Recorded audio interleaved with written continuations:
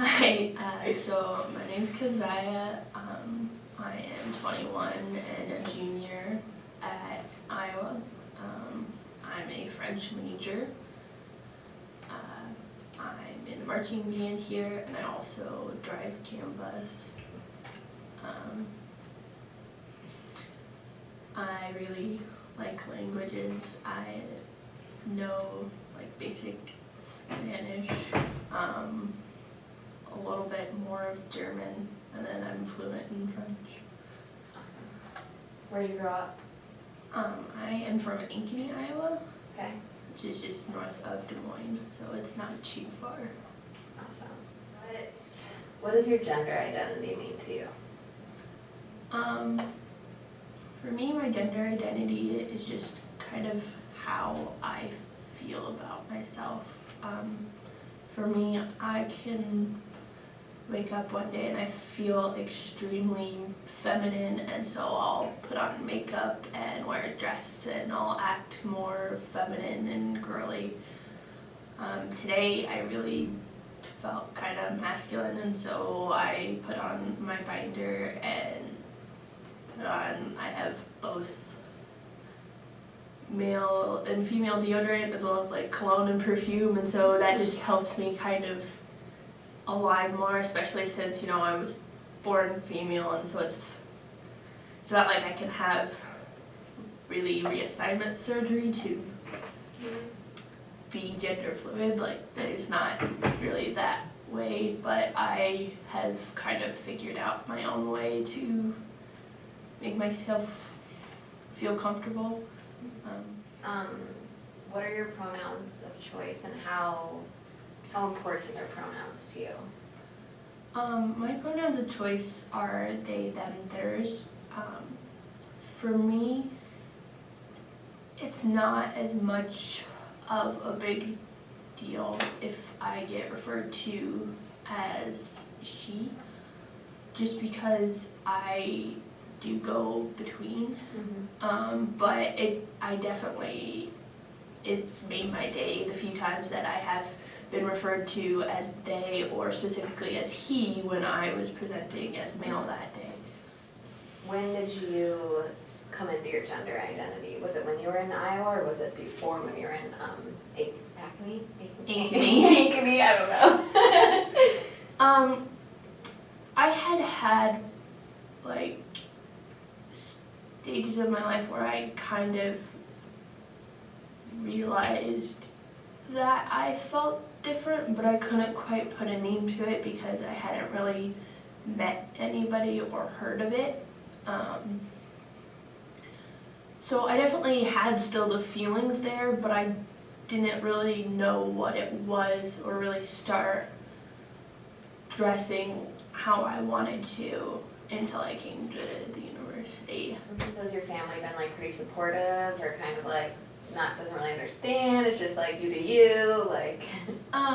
See, the only person I really talked to about it is my parents, just because I'm not really comfortable talking with my extended family about it, just because I don't know if they would understand. I am engaged to my fiance, and he and I live together in Iowa City. But because of that, you know, I feel like people assume, okay, well, you're marrying a guy, therefore you must just like guys. Exactly. But or like it's like decided, no. like. But it's just like no, I still find women attractive. Yeah, like exactly. just like guys do. I see women in magazines, I'm like, dang, she's cute. Like Yeah. But yeah, I think just because of me having that, and then me having been born female, people will tend to lean towards that. They want to accept the easier option. Yeah, but in reality it's not really easier because it's not them actually seeing me as I am. Yeah, that relationship affected by your gender identity. See, he doesn't have any sort of problem with it.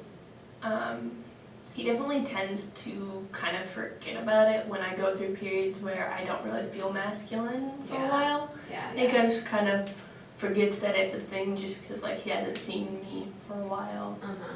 with it, and then he'll remember and he's just like, oh, okay. But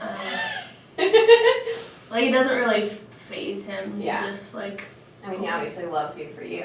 Yeah, Whoever that yeah. is. and so it's a good relationship. He didn't really understand it when I first brought it up when Okay. we were dating, but like he's come to understand what it means to me and be Yeah, comfortable with it. So I think it's been kind of an interesting transition at Iowa to see how a lot of classrooms and teachers started embodying the like what's your pronoun thing. And it's like, how do you feel about that, and what do you think maybe brought that about, that Iowa kind of changed, really came to try and be supporters of like the LGBTQ community as much as they could, and that small little thing?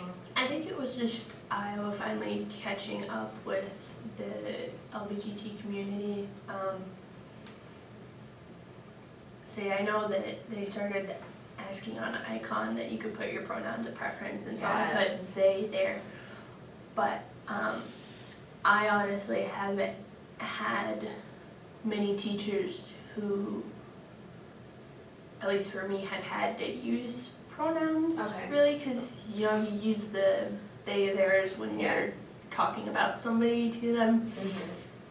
But I have had friends who were then able to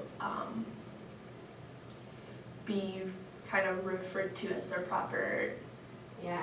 nouns, pronouns, and Gotcha. names that they wanted, even if they weren't legally Totally. changed yet. How would you define or contrast like gender fluid from gender nonconforming or gender queer? For a lot of people that I've talked to who identify as genderqueer or gender nonconforming, it's really just a matter of what that word means to them. Yeah. For me, I'm okay with the term genderqueer and like gender nonconforming or androgynous. I just prefer gender fluid just because the word honestly sounds more like I feel, like Yeah. the fluidity of it, Totally. that it's not set in stone, and just because I'm one day it's Yeah. not like I'm not gonna be something else the next. Gender fluid is the one I connect with the most. Yeah. So Okay. Awesome. What do you want people, like students at Iowa, say to take away from this, or what do you want them to learn about being gender fluid so that it would help them embark into the world? I would say just know that, gender fluid people and trans people in general are not confused, or even if they are just trying to figure out where they're at, like telling them that they're confused isn't going to help, because you obviously don't know them better than they know themselves. True. And also to know that, it's not rude to ask someone's pronouns. I have had people ask me before, and I'm honestly usually pretty happy about it, because they're recognizing that, I am not necessarily in one box just because of how I am that day. And so, feel free to ask. Some people might not want to tell you, but I don't think anybody would really be offended by it, just because the more we use it, the more people will realize that, you're not necessarily in one box. Yeah. Even coming up to you, I would still kind of, as we were talking or meeting the first time, would a lot of times just be like, hey, just want to check in, what are your gender pronouns? How would you like to be referred to as? Yeah. Kind of similar to just asking their name. Yeah, Kind totally. of thing. And I definitely think the more that people get comfortable with asking that, the more comfortable trans people will be able to be, because people won't assume one way or the other.